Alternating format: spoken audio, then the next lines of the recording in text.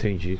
A experiência que eu tive, quando eu era novo convertido, eu estava uma vez em Belo Horizonte e a gente teve um culto maravilhoso, a presença de Deus. Sabe aquele culto que você... Aí eu fui deitar e falei, Deus, eu queria tanto ver um anjo. Porque eu vi muita gente testemunhando. Que... eu tenho medo. Eu posso pedir isso ou eu posso me assustar com o que eu vou ver? Você pode pedir, ué. Então, mas eu posso me assustar. Ou eu posso falar, eu quero ver, mas de uma forma que eu não me assuste. Existe esse pedido? Então, eu pedi. Sem nenhuma... Sem restrição. Meu Deus. E eu tava lá deitado. Eu, Senhor, eu quero ver um anjo, eu quero ver um anjo, eu quero ver um anjo, eu quero ver um anjo, Senhor.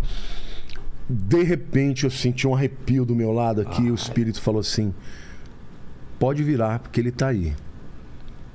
Me deu um pavor. Então. Eu falei, Deus, pelo amor de Deus, tire esse anjo daqui agora. De olho fechado? Eu de olho fechado. Falei, tire esse anjo daqui.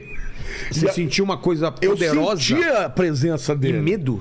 Um medo, um pavor terrível. Mas na Bíblia também fala, o pessoal fica com medo, não fica? Quando vê anjo, a pessoa não aguenta, ela cai. Passaram muitos anos, eu era novo convertido aí. Não, então não abri o olho, não vi. Não abri, não vi. Passaram muitos anos, um dia eu estava na minha casa, eu levantei, eu senti vontade de orar e fui para o meu escritório. Eu me dobrei o joelho, fiquei orando, fiquei falando com Deus, e eu comecei a sentir uma presença maligna. Vilela. E quanto mais eu orava para aquele demônio ir embora, mais eu sentia a presença dele. E aquilo foi crescendo de um tal jeito, e eu me lembrei daquela experiência que eu tinha pedido para Deus tirar. Naquela hora, eu falei, Deus, eu nunca mais vou temer. Porque eu sentia que por trás de mim, anjos de Deus estavam. Mas eu sentia que na minha frente tinha um demônio. E que estava rolando algum tipo de E eu comecei batalha. a orar. Quanto mais eu orava, mais eu sentia a presença dele. Aí eu falei, eu lembro até hoje, eu falei, agora vai ao racha. Eu vou abrir o olho. Quando eu abri, ele estava aqui, ó. E aí? Era um demônio, eu lembro até hoje do olho dele, amarelado, uma pele toda encoraçada, cravejada de brilhantes. Era um principado. E ele falou com uma voz rouca comigo, uma voz grossa, dessas guturais, e começou a falar comigo. Eu entendi o que ele falava, eu falava em língua estranha, ele entendia o que eu falava. E qual que era o papo? E ele falava assim pra mim, eu vou fazer de você um bruxo muito famoso. Abandona isso aí, porque eu vou te engrandecer. E começou a falar comigo desse jeito, cara. E eu comecei a repreender, eu falei, eu jamais vou te servir, eu sempre vou servir a Jesus, eu sempre vou servir a Deus. Comecei orando, falando, e eu sabia que eu estava dizendo isso e ele me tentando. Aí chegou uma hora eu senti que Deus estava me dando vitória e ele foi levado para o fundo do meu escritório, entrou no meio da estante. Quando eu saí dali, andei um corredor grande, cheguei lá no meu quarto, a Lília estava de joelhos, ela falou assim, esse quarto está infestado de demônios. Ela não sabia de nada do que eu tinha experimentado, mas eu vi com os olhos abertos. Foi a única vez que eu vi um demônio com os olhos abertos. Mas aquele dia eu senti a proteção de Deus. Então não te deu medo por causa disso? Porque os anjos estavam ali comigo. E eu já vi outras vezes anjos em que de relance, que eu chego num lugar, eu olho, eu vejo a presença dos anjos, mas de relance. Não assim olhando, como eu, daquele lá, eu abri o olho e ele estava na minha frente. Entendeu? E muitas vezes Deus fala, vai por aqui. Entendi. Eu desvio, aí acontece alguma coisa naquele caminho que eu ia. Então, os anjos, eles podem ser vistos pela fé. Porque a fé que abre o portal do mundo espiritual. Agora, tem pessoas que têm visão aberta. A Lilian, por exemplo, tem visão aberta. É? Direto. Vê sempre. Vê, fala, ó, Deus me mostrou isso, eu vi isso. E aí é batata. Quando ela fala, eu já posso esperar, porque vai acontecer. Nova Era, cristais... Todos esses enganos, essa coisa de era de peixes acabou, agora é era de aquários, tem que quebrar os paradigmas da era de peixes, é uma nova mentalidade. Isso tudo é o espírito do engano. Enquanto eu estava ali, deitado um dia no meu quarto, no meio do processo de ler aquele monte de livros, eu vi um demônio entrando, de olhos abertos, com uma névoa. Ele veio e começou a me fechar a garganta, me sufocar, e eu estava perdendo o ar. Eu comecei a tentar falar o nome de Jesus, não conseguia, até que escapou. Jesus! Quando eu falei isso, pum! Fui liberto. Deus falou assim, agora eu vou te levantar nessa nação. A nossa igreja era pequenininha, não tinha 150 pessoas. Deus falou, você vai fazer esse projeto e você vai falar para o mundo sobre Nova Era. Cara, eu fiz um evento, tinha um amigo meu que era meu discípulo, ele era filho do dono da Impar, do Atacadão, um cara poderoso. Eu fui dar esse curso numa universidade em Ribeirão, ele ficou tão maluco, ele falou assim, eu vou patrocinar para você ir para um lugar grande. Eu falei, aonde? No AMB. Nossa. Aí tinha 2 auditórios, tinha um menor de 1.200 e um de 3.500 que era o Elis Regina. Falei, vamos no menor. Ele falou, não, vamos pro maior. Falei, cara, ninguém me conhece. Como é que eu vou num negócio de 3.000? Nossa igreja tem 100 e poucas pessoas, aqui que nós vamos passar uma vergonha lá. E o meu povo começou a orar. E eles diziam assim, tinha as mulheradas que falavam doida de pedra, né? Eu tô vendo a fila ainda até a Marginal. Eu falava, ai Deus do céu, o senhor só bota doido no meu lado. Não pode um negócio desse. Sabe o que aconteceu, Vilela? No dia do evento, no primeiro dia, tinha 5.000 pessoas. Cabiam 3.200. Só que lotaram até assim. No segundo dia, tinha 20.000 para fora. Nossa. Ia até a Marginal. Naquele dia tinha um deputado da Universal, ficou tão maluco do que eu falei, que um mês depois eu estava com um programa nacional na Record. Aí meu ministério começou a explodir. Jesus, ele deixa claro que ele vai voltar. Por exemplo, lá no Monte das Oliveiras, quando ele começa a subir, os discípulos começam a ficar assim maravilhados. O anjo fala para eles, por que vocês estão assim, tão maravilhados? Da mesma maneira que vocês estão vendo ele subir, ele vai descer aqui. Então está falando da volta dele. Então, Jesus, ele deixa claro que... lembrei. Obrigado, meu Deus.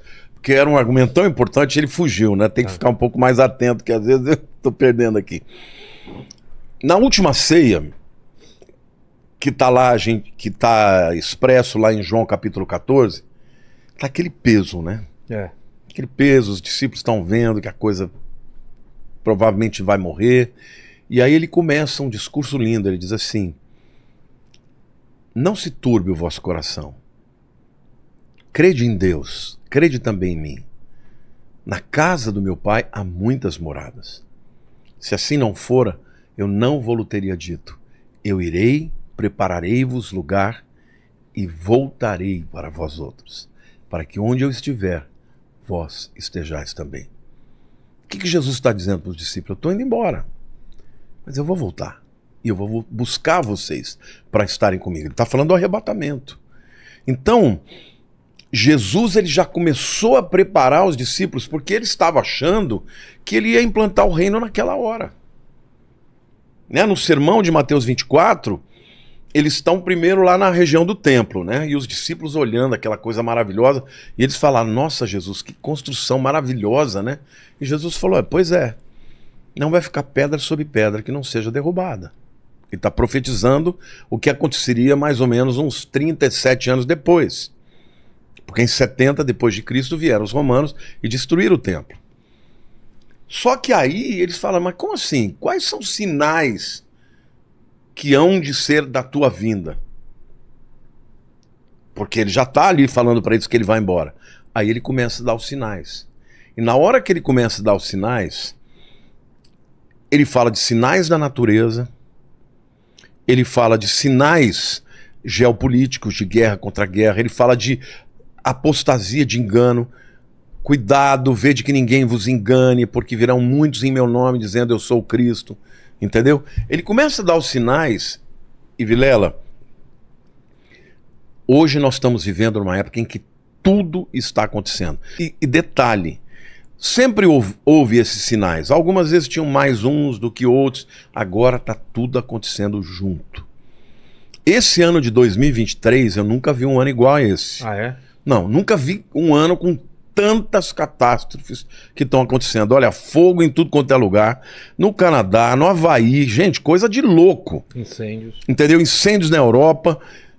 Falei do Canadá já, né? Terremotos em tudo quanto é lugar, cara. Enchentes aqui no Brasil, no Rio Grande do Sul.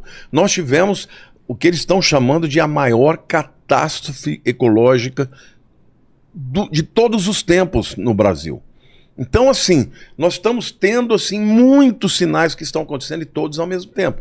Então, tá chegando a hora. Você não pode dizer exatamente quando, porque Jesus proibiu, ninguém sabe o dia e a hora. Mas ele diz que era para você observar os tempos e as estações. E os sinais no Mar Morto? Sim, isso é maravilhoso também. No final dos tempos, o livro de Ezequiel diz que o Mar Morto, isso também é uma profecia linda, porque ele diz que o Mar Morto, ele voltaria a ter água potável, a ter água doce, inclusive peixes iam nadar nele e coisa e tal. Agora, detalhe, Ezequiel fala que a parte norte seria assim, mas a parte sul continuaria salgada. Agora, Ezequiel foi um profeta do exílio, nós estamos falando aí de 2.600 anos atrás. Naquela época, não existia a parte norte do Mar Morto. Era tudo uma coisa só. É uma coisa só. 50 anos atrás era uma coisa só. Quando é que o Mar Morto se dividiu em dois? Depois que Israel voltou para sua terra e começaram ali prosperar, muita gente, começaram a usar a água do mar da Galileia, o Mar Morto começou a secar. E na hora que ele começou a secar, ele se dividiu em dois. Hoje, inclusive, tem um canal que eles fazem entre a parte norte e a parte sul para que a parte sul não seque completamente. Mas se você olhar até na imagem do satélite, viraram dois corpos de água. E detalhe, na parte norte começaram a aparecer, veja, a água do Mar Morto está descendo cada vez mais. Então isso significa que já centenas de metros de um lado e de outro, onde havia água, não tem mais água. O que acontece? Aquela pressão daquela água sobre aquela terra não existe mais. Então, do subterrâneo, começaram a aparecer crateras com água doce, que começou a pressionar para fora. Não tem mais o peso da água empurrando para baixo, a água começou a vir de baixo para cima. Hoje já tem mais de 9.000 crateras, chamadas de bolaines. Essas crateras de água doce, algumas são gigantescas, já tem peixes nadando. Então, a profecia começou a se cumprir. Ainda diz lá no livro de Ezequiel que águas que correm debaixo do trono, provavelmente da fonte de Gihon, quando houver o terremoto que Cristo descer, vai descer pelo Vale de Cedron, como diz Ezequiel, e vai entrar pela parte noroeste do Mar Morto, e a água vai ficar doce. E ali vai ter, nas margens, vegetação, árvores. Hoje, nós estávamos agora em Israel, o ônibus parou, tinha famílias de viadinhos comendo ali, já está aparecendo vida ali num lugar que era totalmente desértico. Então, assim, as profecias começaram a dar sinal, sem contar as outras do ponto de vista geopolítico. Por exemplo, a guerra... Por exemplo, o livro de Ezequiel é lindo, né? No capítulo 36, Deus fala que vai trazer o povo de Israel de todas as nações da terra de volta para sua terra. Detalhe, ele não pode estar falando do exílio babilônico, que aconteceu aí no 6º século antes de Cristo. Por quê? Porque ele está falando que ia trazer o povo de volta de todas as nações. Então ele estava falando do exílio que aconteceu no ano 70 e depois no ano 135, quando o imperador Adriano expulsou os judeus e eles não puderam mais ficar na terra. Deus está falando, eu vou trazer o povo judeu de todas as terras de volta para minha terra. E eles nunca mais vão sair de lá. Então, em 1948, se cumpriu essa profecia. Muita gente dava risada, dizendo, impossível, isso nunca vai acontecer. 37, Ezequiel tem a visão do vale de ossos secos. Deus leva Ezequiel numa visão para um vale terrível, seco, cheio de ossos. E Deus fala para ele, Ezequiel, o que você está vendo? Um vale de ossos sequíssimos. Eles podem reviver? Ezequiel falou, Senhor, tu sabes. Aí ele disse para Ezequiel, profetiza ao vale de ossos secos. Voltem à vida. Aí ele profetiza. Aí começa a ver um barulho. Plim, plim, plim, plim, plim. Começa a ouvir osso batendo com osso. De repente um osso daqui vem, junta com outro aqui e começou a juntar juntas, carne, pele e de repente aparece um exército de pé. E Deus fala assim, esse exército é o meu povo, é a nação de Israel. Eu vou revivê-los. Agora, detalhe, o que aconteceu na época do Holocausto? 6 milhões de judeus foram mortos. E como eles eram encontrados muitas vezes? Em valas de ossos secos. Essa visão de Ezequiel 37 é a visão do Holocausto. Por causa do Holocausto, por causa do vale de ossos secos, o mundo ficou abismado. O mundo falou, meu Deus, não pode acontecer isso de novo. E aí a ONU, em 1947, em dezembro, decide voltar à partilha entre uma solução de 2 estados, né? Um estado palestínico e um estado judeu. Israel aceitou e os muçulmanos não aceitaram. Mas a moção foi aprovada, inclusive com o voto de Minerva do brasileiro Oswaldo Aranha. A ONU aprovou, mas não fez acontecer. No dia 14 de maio de 1948, Davi Ben-Gurion junta uma série de pessoas, umas 300 pessoas ali na casa dele, e ele faz uma transmissão de rádio dizendo, hoje nasce Israel moderno. Como diz as escrituras, Isaías, pode uma nação nascer num dia? E Deus fala, pode. Assim será com Sião. E assim foi que aconteceu. No dia seguinte, estourou a Guerra da Independência. Uma guerra em que os judeus tinha minoria, não tinham armas, não tinham pessoas preparadas para lutar e venceram a guerra. Em 1 ano e meio aproximadamente, eles conquistaram mais território do que eles tinham na partilha. Só que aquilo que você conquista por guerra é teu. Então Deus permitiu aquilo porque ele estava devolvendo de volta aquela terra para o povo dele. Ele prometeu em 36 que ele ia trazê-los, trouxe. No 37 ele mostra como ele ia trazê-lo. Depois de um holocausto, vales de ossos secos. Quando o mundo fala, não, esse povo não pode mais nada. E Deus fala, esse é o meu povo e eu vou revivê-los.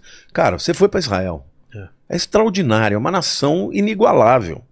Inigualável, tudo aquilo que você vê no deserto, sabe, florescendo, plantações, tem profecia dizendo que o deserto iria florescer. Agora, não, mas isso foi o homem, irrigação gota a gota. Não interessa, Deus disse que ia acontecer, aconteceu. Agora vem o 38 e fala de Gog e Magog.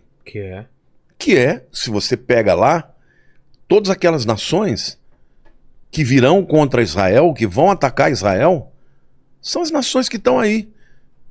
Gog, Magog é Rússia. Pérsia é Irã. Então tá tudo ali. Turquia, Rússia. A China também ou não? China não está lá, embora alguns afirmem que Magog também é China. Império do Leste, alguma coisa assim, não tem alguma coisa? Isso é no Apocalipse, no é outra coisa. Tá. Mas essa guerra de Gog e Magog é uma coisa tão extraordinária, porque se pegar o Flávio Joséfo, ele fala que os Magogians são os sítios. Quem são os sítios? Ou citas, como está na Bíblia? É o povo das estepes, é a Rússia. Então, quando você pega... Eu tenho um vídeo no YouTube, se alguém quiser, tiver interesse de ver quem é, porque lá eu falo cada um daqueles nomes diferentes, eu mostro historicamente quem é. Entendi. Entendeu? Todas as nações que estão lá e que a Bíblia diz que vão invadir Israel são aliadas hoje. E contra Israel. Agora, detalhe, Vilela. Detalhe. No tempo em que Ezequiel escreveu, quem foi o povo que permitiu que Israel voltasse da Babilônia? Foram os persas. Ciro, o grande Ciro, imperador persa, foi ele que destruiu a Babilônia e foi ele que permitiu que o povo judeu voltasse. Então ele é um grande aliado. Só que esse Ezequiel, quando ele profetiza para o que vai acontecer no futuro, ele diz que os persas serão inimigos. E quem é o maior inimigo hoje do Irã? desculpe, de Israel. Irã. É o Irã, não tem outro inimigo. Agora, alguém vai dizer, não, mas hoje o Putin está fazendo acordo com Israel. Agora, tem até um amigo que é judeu, né, que um colega, nem o conheço pessoalmente, mas é uma pessoa que me segue, diz que gosta muito de mim. Um dia ele me questionou. Ele falou, escuta, mas o Putin está fazendo acordo com Israel, tá tendo uma boa relação. Eu falei, meu amigo, eu não estou dizendo que é o Putin, eu sei quando vai ser. Eu só estou dizendo que em algum momento você pode ter certeza que a Rússia vai se voltar contra Israel e vai invadir, juntamente com todas essas nações. Aí eu até falei, assista o meu vídeo que você vai ver. Aí ele, não sei se assistiu, mas ele falou que iria ver. Então, assim, o que eu vejo do ponto de vista futurístico para Israel, eu vejo um momento em que Israel está se tornando cada vez mais,